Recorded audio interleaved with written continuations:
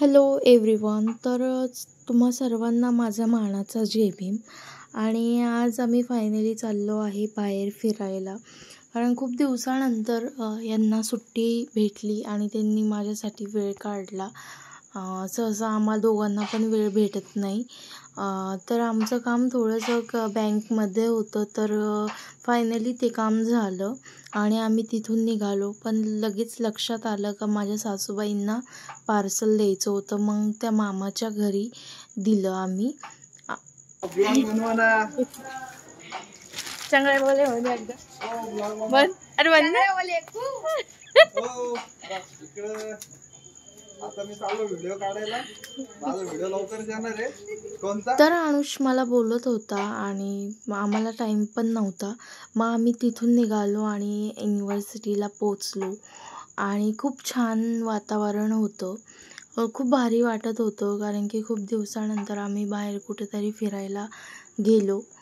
तर भारी निसर्ग होता, मोरांचा आवाज वगैरे येत होता. इतकं छान वातावरण होतं. आणि मी पहिले लग्नाच्या आधी यांच्यासोबत युनिव्हर्सिटीला यायचे आणि आता पण येते आणि येत राहीन. खूप छान वाटतं विहारामध्ये. थोडंसं निवांत शांतता भेटते आणि भारी वाटतं.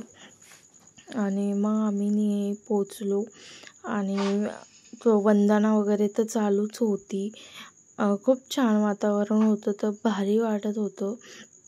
मग त्यांनी निसर्ग बघा, इतकं छान वातावरण. जर तुम्ही येत असाल तर कमेंटमध्ये सांगा की कोण कोण येतं युनिव्हर्सिटीला. तर आम्ही आलो आणि वंदना घेतली. खूप छान वाटत होतं. प्रवचन वगैरे पण ऐकलं आणि मग आम्ही निघालो बाहेर. आणि बाहेर निघाल्यावर हे दाखवते मी तुम्हाला. बघा, इथून नाही का झरे आणि पाणी वगैरे असतं आणि धबधबा पण असतो. नवऱ्याला म्हटलं सरका बाजूला आणि दाखवलं सगळं काही. भारी वाटत होतं.